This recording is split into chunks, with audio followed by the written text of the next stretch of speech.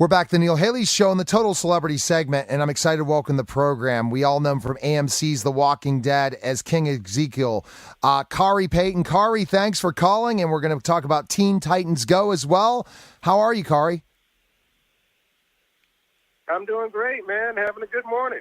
Absolutely. Having a great morning. It's a beautiful day. It's summer everywhere, and that's the greatest thing. When it gets cold again, we'll be all talking about it. But, Khary, talk about this connection you have exactly. Talk about this connection you have with The Walking Dead. And amazing to be part of a cast like this and how it just, the fans are just ravenous, aren't they? They just, every second they have questions. They just know everything about the character, and it's amazing, isn't it? Being part of that group. It's incredible the world that was built around this community. We travel all over the world, and because of the popularity of The Walking Dead, we're able to meet people from every walk of life. It seems like that every part of the community is represented and has fans of the show, and it just speaks to people, I think, because it really is about family and the family you find and the family you lose, and it's incredible to see people who just love it for being this amazing science fiction apocalypse show, but then there are people that come to me with their struggles and their who are dealing with disease and depression and just hard times, and talk about how the TV show just helps them get through the day, and it's amazing to be a part of something like that. It is so amazing, I'm sure, to be part of it, and it's just part of it. And I think that it's kind of funny when you get this role, especially when you've been doing so many voiceover acting jobs and so many jobs as a voice actor, that you get this opportunity. But again, it goes back to cartoons, and you're like, holy cow. And it's just become it's in comic books. So it all relates, right? You were a superstar before that with Teen Titans Go. I've been doing Teen Titans for 16 years, playing Cyborg for 16 years, and literally I've have kids who were like 10 years old when I started. Now they're in their mid 20s, and they talk about how this show, how Cyborg has affected them in their lives, and you think you're just doing a cartoon, but you're really affecting people, and that's what it was all about for me, is connecting on different levels, and I'm lucky enough that I can do that on a TV show like The Walking Dead, but now doing Teen Titans and Teen Titans Go, and exactly, and I love the newest version of Teen Titans on Teen Titans Go. Young kids are watching it, of course, but we put in so many kind of pop culture, and references from the 80s and 90s that the parents started sitting down and watching it, and so our fan base kind of blew up, and doubled in size, out of nowhere, because now parents and kids are watching the show, and so now we're doing our theatrical movie, and it's amazing.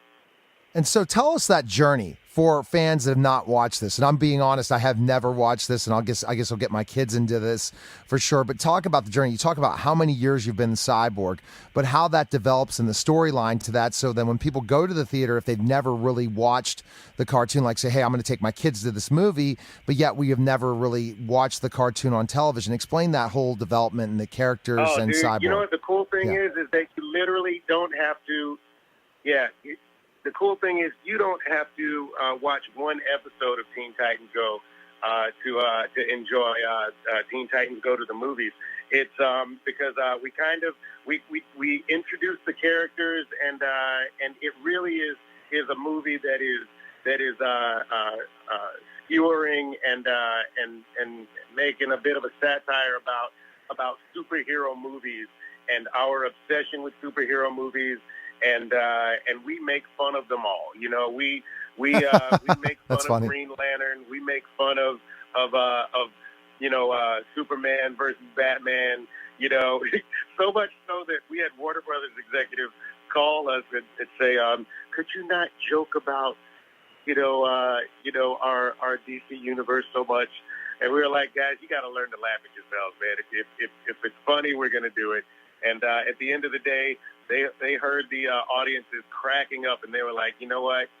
It's funny. You just do what you do. And so we break the fourth wall. It's very meta. And so both parents and kids alike, even if you've never seen the show, we put in, so there is a Lion King reference that is just, it absolutely had me on the floor laughing. And I know the script backwards and forwards, I think that you'll have no problem having a good time in this movie. It's kind of perfect for everyone. Now, thinking about specifically enough the movie, your character Cyborg, kind of explain your character Cyborg to people who have not watched the show. I have to catch up and watch the show for sure because I'm interested. I always like to research different things. But tell us about Cyborg. Sure. Well, Cyborg, he's a loud, exuberant version of myself. He was in an accident, and his dad was a genius and made him into this half robot dude, and he wears his heart on his sleeve, and you never have to wonder, what Cyborg is thinking. He's going to scream it at you. Exactly how he's feeling. If he's feeling great or if he's feeling down in the dumps. And his best friend is Beast Boy, who is a shape-shifting kid who can turn into any animal, and the two of them together are absolutely hilarious. And the five of the characters together, their personality is just kind of meshed perfectly.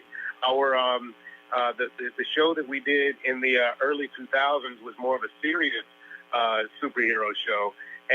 But we got silly every once in a while. And so when we did that for 5 seasons and went away and then came back with the new version, kind of a Looney Tunes version of Teen Titans Go, we went totally silly. And those 5 characters still mesh perfectly because of, it's just, I don't know what it is. It's something about the 5 of us. We just tend to work out no matter what kind of genre or tone you want to put on it. So it's really kind of cool and exciting. And so the last point, did you ever think when you started this it would be in the theaters? That's got to be really cool for you, being a main character in the theaters, going to the movies. It's got to blow you away. Again, July 27th is the premiere when people can go see it in all theaters. It's got to be great. You never would have thought that, would you, when you started this character and been part of Teen Titans? It's so exciting. It's been a long time coming, but this crew and this cast of people definitely deserve it. Awesome. We've taken this TV show that was supposed to be just for kids and made it into something that everybody can enjoy, and I love it. All right, Kari, thanks for calling. Appreciate it, and thanks for coming on the show. We're back to Neil Haley's show on the Total Celebrity segment. I'm excited to welcome to the program Lee Aronson. He is the co-creator of 2.5 Men and writer and producer of The Big Bang Theory. Lee, thanks for calling, and we're going to talk about 40 years in the making, the Magic Music movie. And you know what, Lee? I listened to the interview of these guys. I picked it up on a Colorado station, so kind of like looking back at certain things, Lee, I understand why you made this movie. And so first question I have is regarding, Big Bang Theory and 2.5 Men. Is any of your life from writing those part of your life growing up in Colorado, kind of storylines that you put together in those two? Actually, the penny on Big Bang Theory comes from Nebraska. And I think I pulled that out of my having lived in Nebraska and had a record store in Nebraska and a comic book store in Lincoln before I moved out to California. Oh, wow. Okay. All right. And what about like some of the different characters and stuff? I'm sure they relate somehow to your life, especially going to UC and stuff, for sure. Well, 2.5 Men was more about my failed marriage and my kids, and Chuck's failed marriage and his kids, Chuck Lorre. than it was to my college days. Big Bang Theory had a little bit more. I could draw more on my youth because I felt like a misfit too, and I was kind of a geek with comic books and pop culture and stuff like these guys are, although I'm not nearly as intelligent as they are. And then, so it's very interesting, the story. I listened to it that they almost made it, but never made it. So what was the reason, Lee, for writing this documentary and doing this film? Because again, these guys never got the deal and all that stuff. Yeah. Well, I went to college at the University of Colorado in Boulder. Actually, I started at the University of Pittsburgh. I went to the Titusville branch campus really? and the Johnstown branch campus. Oh, my. And was asked to leave both of those places. And I ended up in Boulder in 1972. And Magic Music was just a bunch of hippies that used to come down from the mountains and play on the campus lawn, making beautiful acoustic music, wonderful harmonies, original songs. I was an instant fan, and I would listen to them wherever they played around town. And then after a couple of years, they just disappeared. Never made a record and never heard of them again. But the songs stayed in my head for years and years and years. I would sing them to myself.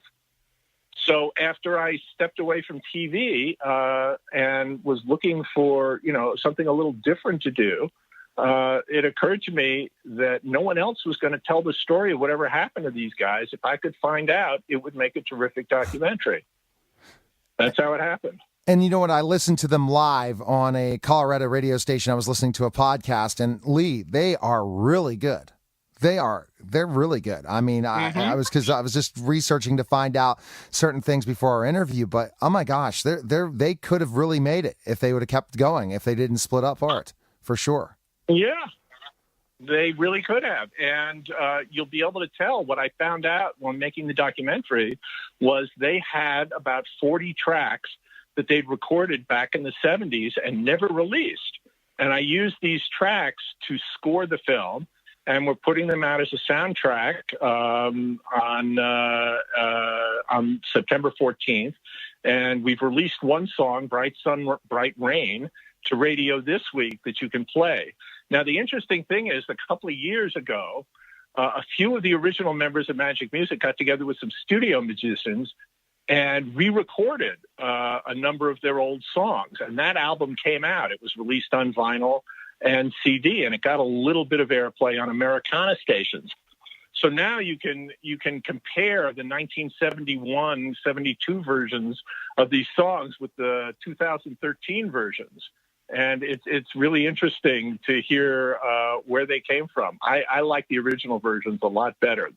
They're pure acoustic, tabla, flute, mandolin, no drums. They were very big on no drums in those days. One of the reasons they didn't make it, and they mentioned this in the interview, was that this music was kind of playing itself out at that time, Lee. Would you agree as well? That was the other thing. Wrong place, wrong time. Well, yeah, it was actually it was at the cusp between two eras: the hippie acoustic era, and the hard rock, heavy metal, disco stuff that was coming. And there was a window where they could have made, they were offered record deals and they could have had deals, but for various reasons they walked away from them. Exactly, and then they all split. And that's part of the story of the movie. And everyone needs to check that out for sure. And they said they didn't know you very well, meaning you were a fan of theirs, going to their concerts and stuff. And they were pretty impressed. They didn't know that you'd be this big star someday. So they're going to be big stars because they seem like they're making their comeback thanks to you, Lee. So it's kind of a strange situation, right? How this develops. Yeah, when I was a college student, I would have loved, I just thought these guys were the coolest things in the world, and I wasn't friends with them. I was just a fan. I was just somebody who went to see their gigs. But, my fantasy would have been to, get invited to hang out with them. And so, 40 years later, I got to hang out with them. It was really, really cool. And it is really, really cool. And I think that that's fantastic. And a lot of people have to see the documentary. What is your greatest, fondest memory of listening to their music? Who were you hanging out with, Lee? I'm trying to get like a tabloid quote or something. When you were listening to their music, who were you hanging out with? Some girls, or was it your friends? Well, yeah. I had I was a newcomer to Boulder when I first ran into them, so I was hanging out with myself, and they made me feel like I was connected to something bigger, something that was going on in the community of Boulder and the 60s, 60s, 70s hippie movement itself. It was a very special time where you felt like anything was possible and things were going to be changing very rapidly in society. Nixon was president. The Vietnam War was going strong, and we were trying to end that. And the future seemed, like it was going to be a lot brighter than the present. Oh, interesting. Hanging out by yourself. Then you have the story that later, would they have thought that you'd have a Hollywood story, that your story of Two and a Half Men? I never knew that, Lee. So thanks for telling me that story. I've watched both shows and I'm a huge fan of both of them, but I never knew that you were behind that whole story of Two and a Half Men. So you had a pretty interesting lifestyle till the breakup and everything in LA, for sure. In California, it sounds like. Before writing this. Yeah, I came to California in 1977, and I lived at the Tropicana Motel, which was an old rock and roll hotel where, Blondie and the Ramones used to hang out, when they were in town, and Tom Waits lived there. And, I got a chance to start writing for television, which was great because I had no actual job skills, and that became my career. It was not planned at all. Wow. Interesting. So how I know all that the movie will be in theaters, selected theaters on August 3rd, correct? And then it's available in September on VOD, correct? That's right. And the soundtrack, which is drawn from tracks that were recorded 40 years ago and never released, is going to be released on September 14th. And there's a song called Bright Sun, Bright Rain that's going out to the radio this week. You can ask your station to play it. It's a great song. It hasn't been heard in 40 years. Well, fantastic. Where's the best place we can connect with you, Lee, to find out about the movie and stuff? Where's the best place? Magicmusicmovie.com. Awesome. All right, Lee. Well, thanks for calling, and thank you for the stories. And now I know your life more and more. I'm glad I listened to the interview with the band before, because I recommend everyone to check that out. It's a great story, and look forward to seeing the documentary. So thanks for calling, man. Terrific. Thanks for having me, man. Thanks, Lee. Okay, take care. See ya. We're back, the Neil Haley Show on the Total Celebrity segment, and this really, really seems like a fun show. I'm impressed at the creativity, and I'm excited to welcome to the program Simon Doonan and Dana Isom Johnson of NBC's Making It. Guys, thanks for calling, and I know you guys are excited to talk about the show. How are you today? We're fantastic. Great. All right, so Simon... the show is on... Yeah, go. Sorry, Simon, go ahead. Oh, the show is unbelievable. Did you watch it on Tuesday night? No, I have to catch up. I am so busy. I have a big family. We're a family of 7, 5 kids, and we're busy people. But my wife and I will definitely catch up to watch the show for sure, Simon. Now, this is such an interesting idea, a craft competition. Simon, when you first were presented this idea, you must have been really impressed, weren't you, with the niche of this idea and how this can really go really well? Well, I was delighted because it sort of fits with my experience. I've been in window display for so many decades, and so making props, chicken wire, decoupage, macrame, all the crafting stuff is something I've done for a really long time. So a craft competition show, I thought, wow, I'm there. Plus Amy Poehler and Nick Offerman, hello. Oh, you bet.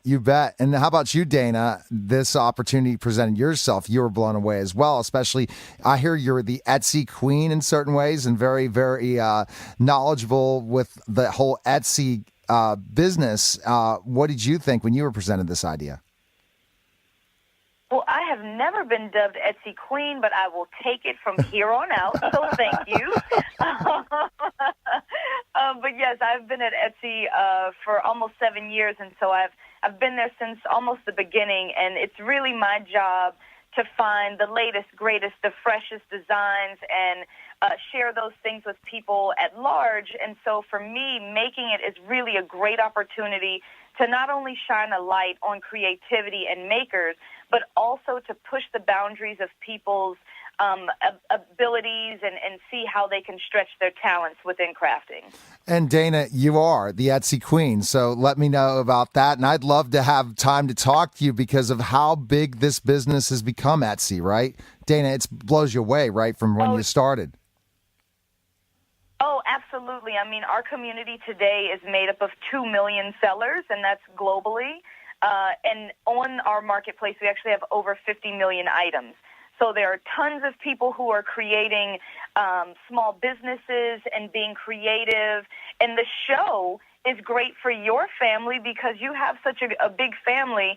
We hope that it really inspires you guys to come together, get your hands busy, and start making something. All right. Well, fantastic. Now, Simon, again, competition. You'd think craft show, you're going to watch a bunch of crafts. Those kind of things are on all over television. But a competition show involving this, Simon, when you prepared yourself to be a judge, this is hard, right? This is their own creation, something that they really tried hard with and put all this time and effort, and then you have to kind of tear it down in a nice way.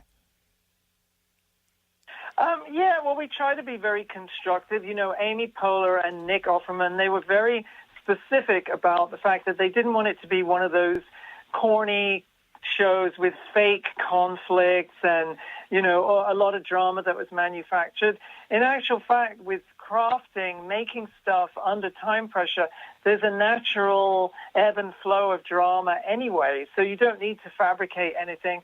And, yeah, sending people home is it is painful, and you get very attached. You'll see when you watch the show, you get very attached to the different contestants. They're great, and they reveal so much about themselves, their backstories, their talents. So the show works on so many different levels. And Simon, what kind of critique are you, by the way? Like when you critique your own work, are you pretty tough on yourself? I'm very self-critical about my writing and my work at Barney's. I've been working for Barney's now for many, many years. At work, you know, it's all business and you have to be very direct when you're giving feedback. On this show, though, you try to put yourself in the head of the maker and be empathetic and understand what they're trying to accomplish and just be sort of critical but nurturing also, and share good ideas if you see them veering off in a wrong direction. And Dana, do you see any stars in the works that are going to be really top-notch on a platform like Etsy that are on this show? That, wow, they're really the creative and they need to move forward and continue to do what they're doing? I mean, all 8 of the makers are incredibly talented, and I think what really makes the show very exciting to watch each week is that they all have their own specialties. So you'll see someone who is an expert at felt, someone else is an expert in paper goods, someone else is an expert in woodworking skills. So they all have their own niches, which is really interesting to watch, and all of those specialties are certainly interesting pieces that could do very well on Etsy. Awesome. Again, we're talking to Simon Doonan and Dana Isom Johnson from NBC's Making It on the Neil Haley Show. It again is on Tuesday nights, 10 p.m. Eastern. You always can catch up on the NBC app or also if you DVR it. But everyone needs to watch live because it's always the important thing about how we try to get these numbers. We all know about how important ratings are, but I've seen some great write-ups on this, Simon. So kudos on what you guys are doing. But working with Amy Poehler and Nick Offerman, who is better at craft? Who's more creative out of the two, Simon? Oh, that's such an easy question to answer because Amy is a complete zero in the crafting department. She is like a self-described kind of newbie to the whole crafting movement, and we had to explain to her like what a hammer was the other day. And it's part of the shtick of the show is that she's sort of blundering around, like loading her glue gun and trying to figure stuff out. And that's That's a really good contrast with Nick, who is a master woodworker. He has Really? a wood shop Oh, in wow. LA. His great passions in life. He has a book about his woodworking passion. So, it's a great sort of playoff between the two of them, with her sort of blundering around, trying to plug in her glue gun, but not. It's hilarious. Oh my gosh! You know what's really funny is I watched the founder and saw Nick as one of the founders of McDonald's in the movie, and he was so detailed and critical and different things compared to his character on TV. And I'm like, I wonder who's really the person. And I guess we're seeing that the creativity, the way he looks at things. Dana and stuff like that really that he kind of almost was like his character in the founder in ways. I mean, that's interesting to know. Yeah, I mean, Nick's skills in woodworking would blow you away if you have not ever seen some of the things that he's created. Run, don't walk, and do a quick Google search. I mean, he makes guitars, canoes, any and everything that you can even think of that just, is from a giant slab of wood. He's incredibly talented. All right, so what should we expect? He's also a genuine eccentric. Oh, yeah. What were you going to say, Simon? Oh, he's a genuine eccentric. Yeah. Oh, really? Oh, wow. Interesting. Very interesting. Now, Simon, what should we expect this week coming up on the show for Tuesday? Oh, I'm not going to ruin it for you. I think you and your entire family are going to love it. And get some crafting supplies together before you watch the show, because your kids are going to want to sort of join in. Crafting is very infectious, contagious. You're going to get the glue gun plugged in before the show starts. Well, my wife's a former kindergarten teacher, so she's going to definitely love this show. All the creativity she's done in her years as a teacher, Dana, and my one daughter really is into crafting, but it's all a fun thing for them for sure. And everyone can tune in on 10 p.m. Eastern on Tuesday nights. Is that correct? And where can we connect with both of you guys, Simon? Where's the best place we can connect with you? Oh, well, Instagram, Simon Doonan, Instagram. Awesome. Dana Eisen Johnson, Instagram. Yep, and that's Dana with a Y. All right. Well, thanks for calling, guys. I really, really creative. Look forward to watching the show, and you guys were a blast. So thanks for coming on the show. Thanks, Neil. Take care. Thanks. Okay. Bye-bye. You're listening to Neil Haley's show, and we'll be back in just a moment. We're back. The Neil Haley Show on the Total Celebrity segment, and I'm excited to welcome the program legendary drummer Denny Seiwell. Denny, thanks for calling. Wings, how are you? I know you're excited about everything coming up for you. How are you doing today? I'm doing great, Neil. I hope you are too. I'm doing fantastic for a Monday. You're coming from Pittsburgh, Yeah, is that right? yeah, Pittsburgh, Pennsylvania. We're all over the country, but yeah, from Pittsburgh, All Pennsylvania, right. Denny. I'm from the other side of the state, but I have family there in Pittsburgh. Oh, well, awesome. Fantastic. Let's kind of go to the story. You got the Beatles break up and you get that phone call. Tell us about that, because that's really, really an interesting story. Oh, that was the audition to meet Paul. Yeah, an audition absolutely. for the Ram album, and it was. I didn't know it at the time, but I was the first guy that Paul called to make music with after the breakup of the Beatles, and he auditioned a bunch of the New York session guys, which I was on that list of guys that was auditioned, and he just liked me the best. We did the Ram album, and it was a great working experience. And a couple of months after the album was out and doing well on the charts, he gave me a ring. He said, "How about you and your wife coming over to Scotland and just take a little vacation and hang out?" And as we did that, he said, "I miss my old band. You want to put a band together?" And that was Wings. We put Wings together, and the rest was history. You know, what's really interesting when you talk about the Wings and everything is, would you have thought that you would get that call from Paul and then get that opportunity? You must have pinched yourself once that opportunity, and he said, "Yes, we'll take you. You'll be the drummer." It must have been an amazing dream come true for you. Oh, yeah. The call that came 3 days after the audition, I thought, I'll never get this job. I mean, for the Ram album, because all of the best cats in town were auditioned, came down and met Paul and played for him, the same as I did. I'm the new kid on the block here. I'm not going to get this. He'll go with one of these veterans, And when he called, "Hello, this is Paul, man. How you doing?" And I, "Yeah." I'm doing great. He says, hey, listen, I'd like you to do this record with me. I went, oh, geez, that's great. Let me take a look at my book. At which point I just jumped in the air out of excitement, But, yeah, it was a great experience all around. I loved working with him. It was a rare opportunity and a rare experience, one that changed my life for the better. And then with the Wings breakup, that was hard for you, right, Denny? It's kind of a transition in your life when the Wings broke up and how you dealt with it, especially then having to recover. Yeah, it was tough. We were there at the best and the worst times. There was all of the legal problems from the putting Apple aside and everything, and there was a lot of problems. And we had a lot of fun being in the trenches, putting a new band together, and being out there in the press and the public and everything. And it was great as long as it lasted, and it just seemed like it was time to move on. And I regret the way it all happened, but thank God Paul and I are still friends, and we talk all of the time. And I've been helping him with the Red Rose Speedway and wildlife reissues that are coming out soon, next year, I think. But before you know it, they've been doing a lot of work on that. So we're still in touch and still enjoy each other's company. That's amazing, Denny, and that's great. Funny. I had a great jazz career going until. Really? Yeah. That's where it's funny. You play with one Beatle, and you can almost kiss your jazz career goodbye.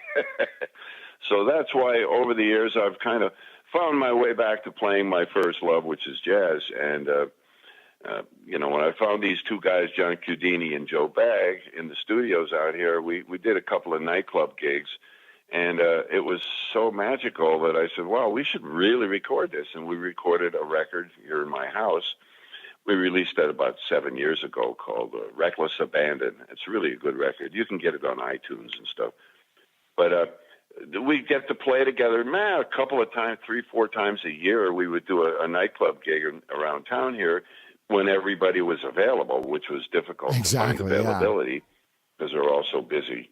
But then this Quarto Valley Records came along. It's a brand new label out here in Los Angeles, and they offered me a record deal. I'm their first jazz artist on the label. Excuse me. It's still morning out here. So anyway, we did the best studio we could find. We had Al Schmidt mix our record at Capitol Studios. We had nothing but the best on the record, and I'm so happy with Boomerang. It's like you throw a boomerang out and it comes back to you. That's what happened with my jazz career. So definitely sounds like it, Denny. That this record turned out so well, and I'm excited. Already we're getting reports of a huge sales in Europe and UK and everything. The pre-orders are going crazy. So as a matter of fact, today, I think if you pre-order it on Amazon, you get a grab track, a free track. They'll give you a free download to Cheetahs and Gazelles, one of the first song on the record, actually. It's great track written by John Chiodini. So going to your jazz career, and then so basically after you broke up with Wings and you went on to do some more drumming and stuff, you got back to your first love of jazz and then getting this all together in Boomerang. But you kind of still remember your days with Wings and other music in this album with jazz, related with how you use jazz to bring back a lot of rock and roll and stuff, don't you, in your music? Yeah, absolutely. We on the first record with the trio record, Reckless Abandon, we did 5 McCartney songs, and we just vamped them into the jazz genre.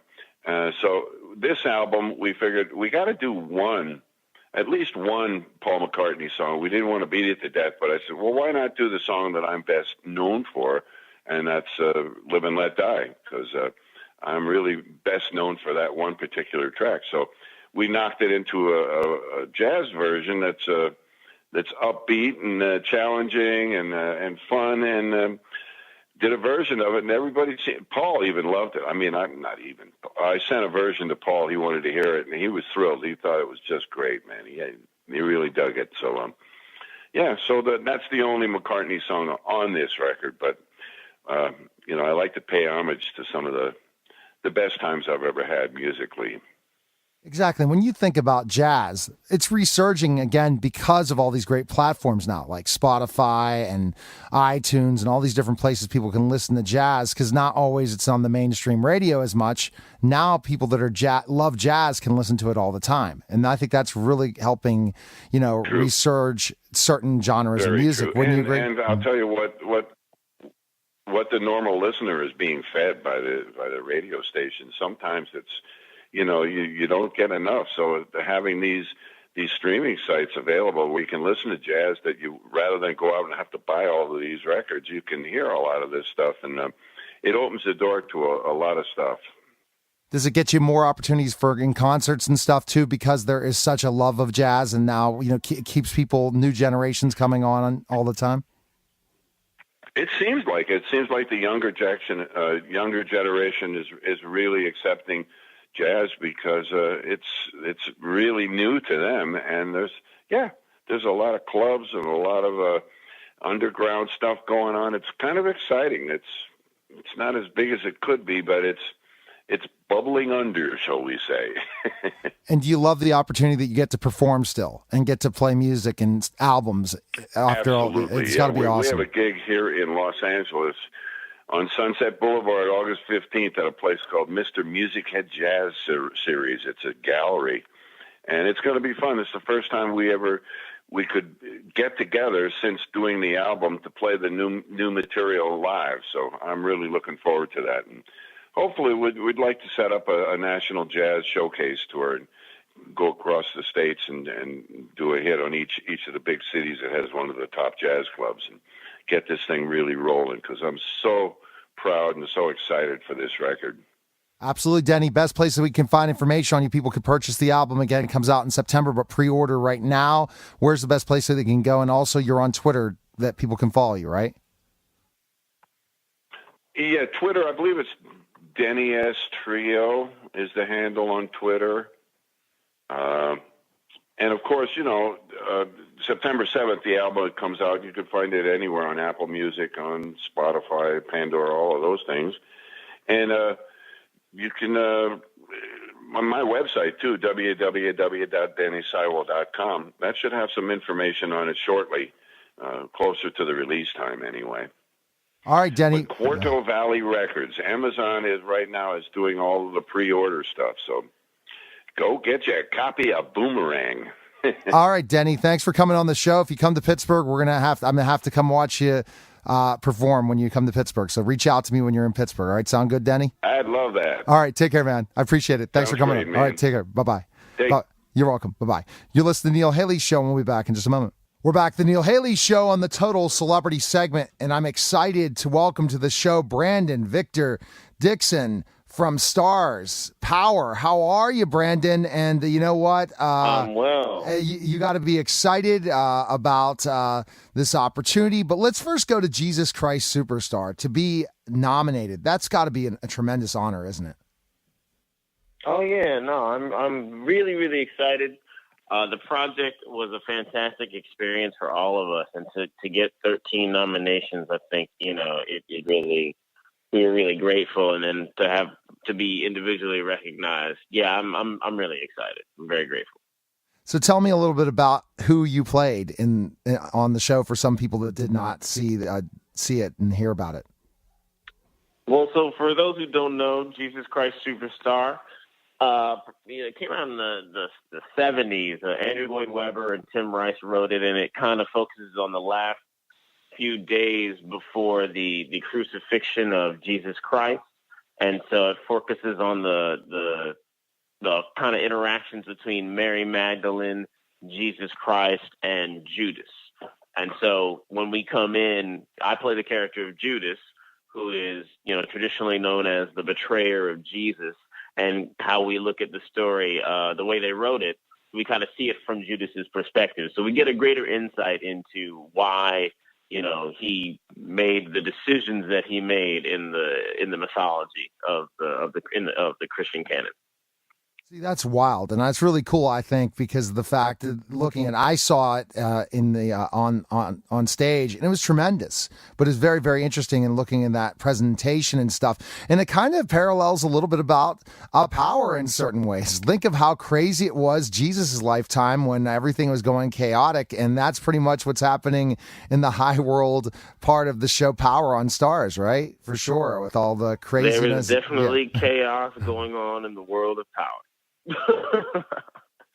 And to be a part, losing it. Yeah, absolutely. And to be part of the show, especially the success. Think about it, 50 Cent and all these different high-powered people, and how it's done so well and it's gotten such great feedback. It's great to be part of it, isn't it? Oh, no, absolutely. You know, the quality of the work is something like I've been a big fan of the show for years, and so to now get to be a part of it and to join with these actors and these writers and these producers whose work I've admired, it's been a really great time. So for people, again, Brandon, tell a little bit about the premise of the show and things like that if people have not seen it. I haven't, but a lot of my friends love it. So tell me in the Facebook world, but so tell me a little bit about the show. Well, you know, Power takes place, you know, it kind of focuses in New York City, and it focuses on the relationship between Ghost and his best friend Tommy. You know, they've come up as drug dealers in New York City, but when we come into the story, Ghost is running a collection of high-end nightclubs, and he's trying to go clean, go straight, and Tommy still wants to stay in the street game.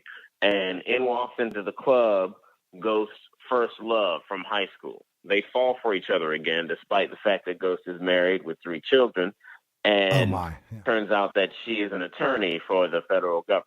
So we watch drama ensue. Oh, that's huge. I mean, that's right at the beginning. And then look, there's a lot of play, right? When you're talking about specifically government power versus street power, right? Big time. Absolutely. Absolutely. And love versus quote unquote honor. Exactly. What defines truth? Yeah. What defines trust? Exactly. Tell me about your character, Brandon, and how you're going to be on a big part of this coming up for sure with a love interest. So tell us about it. Well, I've come into the show at a time where, you know, Ghost had been arrested. He'd been accused of murder. And so I joined the legal team to help get him off. So, but during the course of that, I ended up growing close with his wife. And they're somewhat estranged at this time, but over the course of events, you know, my relationship with his wife Tasha has kind of grown as theirs has deteriorated, but they're getting more further ensnared in the complications of their criminal lifestyle with the government closing in on them. So it's putting pressure on everybody, and we're really going to see some of that come to a head with our relationship this weekend. That's wild. And think about it, Brandon. You're putting yourself in a dangerous position being part of this, right? Because you never know of how long you're going to survive in this kind of relationship. Oh, yeah, absolutely. Yeah. You know, it's a risky game in the power world. So we'll have to see where your character goes from there. How's been the result, you know, telling people about it, hey, you know, preparing yourself for August 12th and all this stuff, and how crazy it's going to be with the you know, the social media and everything, with how this episode's going to be really big in your character and how you'll be dealing with it exactly with the fans. Because you know those fans, they're crazy, the Power fans, right? They just want to know what's next going to happen. Look, Power fans like the best fans, man. So excited, so engaged. So I'm excited for how everybody's going to react to this weekend and the whole rest of the season. Like it only gets more lit from here. So what should we expect from your character without giving anything away? So you're going to be involved in this is going to be a really interesting love triangle. Hey, you know, there's nothing I can tell you. Y'all going to have to tune in on Sunday. Oh, Brandon. Oh, come on. Okay, so I guess best place people can connect with you because they start asking questions on social media, Brandon, and tell you, hey, what's happening next, Brandon? Tell me. So you could say the same thing to me, but at least your fans, where can they connect to you? They can connect to me, you know, on Twitter and on Instagram at Brandon V. Dixon. So are you a great singer, Brandon, then, if you got all this Emmy nomination and stuff like that, Brandon? Do you have some pretty good pipes for playing Judas? You know, I do what I can. So do you have a music career, too? Or is it more theater background? I mean, it's both. I do a lot of live concerts. I released my first single called "We Are" earlier this summer, and I have a few more tracks coming out in the next couple of weeks. All right, so fantastic. You're tremendous. People definitely need to check you out August 12th for Power on Stars. So thanks again for calling, Brandon, and best of luck, man. All right, thank you. Take care. You too. Bye-bye. You're listening to Neil Haley's show. We'll be back in just a moment. We're back to the Neil Haley Show on the Total Celebrity segment, and I'm excited to welcome to the show. We all know him from The Matrix, and now Claus on TNT. Has been on many different things. Harold Perrineau. Harold, thanks for calling. And Harold, I'm a Matrix nerd, and I think you'll never, ever, that will live forever, won't it? In infamy, your character, right? Listen, Neil, first of all, thanks for having me on your show. That's number one. That's a great introduction, and I'm glad you're a Matrix nerd. I play the character Link, and the Matrix is going to live, in people's lives forever, I think, because it's such a great trilogy. Really, really great. I mean, every time it's on, I want to watch it again. It's something that I want to watch over and over and over again, you know? The Listen, Matrix. man, It's crazy. the first Matrix, me and my oldest daughter, the first Matrix, we would sit and watch the thing over and over and over again. Like, we went and saw it in the movies. When it came out in DVD, like, we just kept watching it. And then when I got to audition for it, it was ridiculous. When I got on the set of the Nebuchadnezzar, I was the biggest, like, nerd you have ever seen. It was like, they'd be like, Harold, we got to get to work. I was like, right, yes, right. I'm on the Nebuchadnezzar. Oh, God. So it was so wacky and surreal. I really had a great time there. So. Absolutely. And so what I love now, again, when we talk about The Matrix, is just the fact of the matter is that you will be going to different Comic-Cons and different things all the time, Harold, when you're not busy acting, right? You have other gigs to do, right, with The Matrix. Exactly. You know, it's interesting. I actually haven't been to a Matrix Comic-Con yet. I've been to a couple of Comic-Cons for Lost and stuff like that, but I actually haven't been to one for The Matrix, which is kind of interesting. I guess I just haven't figured out those sci-fi Comic-Cons. Oh, trust me, Steel City Con is gigantic, Harold. I wish they allow media in. They don't, but in Pittsburgh, it's unbelievable, and they always get the best top celebrities in every area. Yeah, and I think that you would be a perfect one, especially because they've not had anyone from The Matrix. So something for your agent to think about. Oh, that's what I'm gonna ask them to look into. That sounds like an amazing one. I'd love to come out there with fans and talk about it, and maybe even meet you. I'd love to have an interview for sure. Absolutely, Harold. Let's kind of jump right back into now, specifically your character now in Claus. I am an educational advocate. I started out as a teacher. I mean, I was in entertainment before then, teacher back to entertainment again, but I represent kids with special needs at IEP meetings and things like that. So to know that you play a autistic adult on the show, that's got to be a really interesting character for you, right, Harold, on Claus? Yeah, it was interesting and really tricky, and I just had to do as much research on it as I could, and so that's try to find a place to ground it, because you never want to do anything where you're making fun of someone with special needs, or I don't even know if I ever say special needs. They're just people whose brains are just they think differently, so it's wired differently, and it's just you never want to mess that up. And so I did a lot of research on it. I talked to a lot of people. So I try hard to be as honest about it as I can. And I'm sure once you did all the research, you see how many great groups are out there for advocating autism, adults and children, and how amazing a group of people. And I'm sure that that's helped the show as well, having your character on there to represent, especially thinking about some of these other shows that are finally having autistic adults or children out there in the mainstream to really show it as a character on a show. Yeah, and it's really not only the autistic part of it, but his relationship to his sister. Like that's also a thing that that type of representation is really important, because it really is tricky and difficult and great and all these things, but it's not it's not typical. Do you know what I mean? And so that to be able to represent that. I have a cousin who grew up. She raised her brother for most of his life because he was really back in the day, they didn't call it autism, and they called it something else that I wouldn't ever say anymore. But he was really extremely autistic. He didn't have a lot of verbal skills.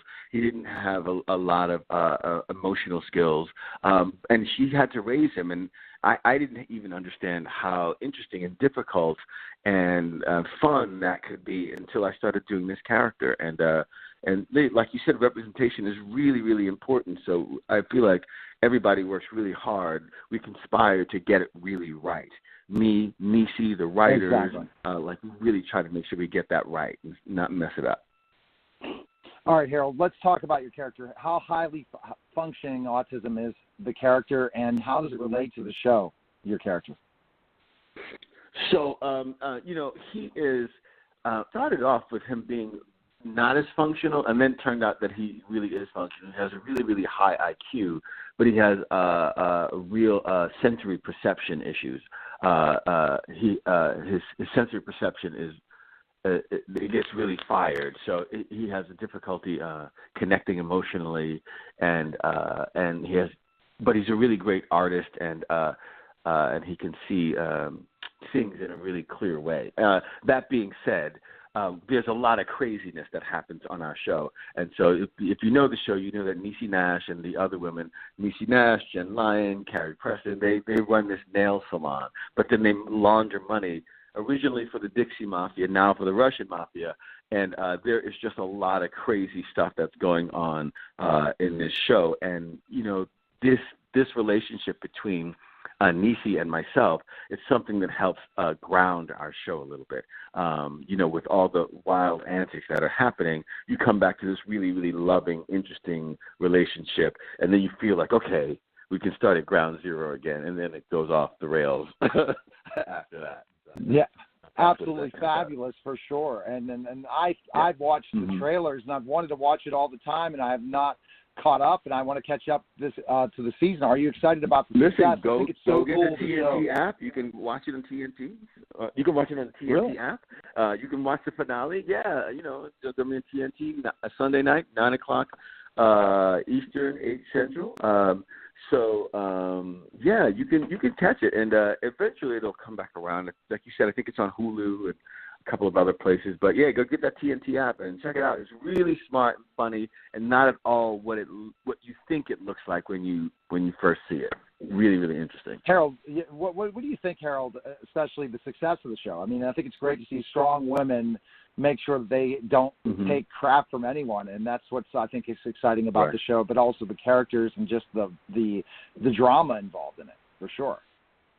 Well, I think, yeah. I mean, I was really really happy to see it because, first of all the women are all so different. Like, normally you wouldn't cast these women as friends, but TNT and Elliot Lawrence and Janine Barwa, they found a way to make all these women live in the same space together. And they are all strong and interesting and diverse and really multidimensional. There are times when I don't even like some of the characters, but you still love them and you still root for them because you realize how human they are.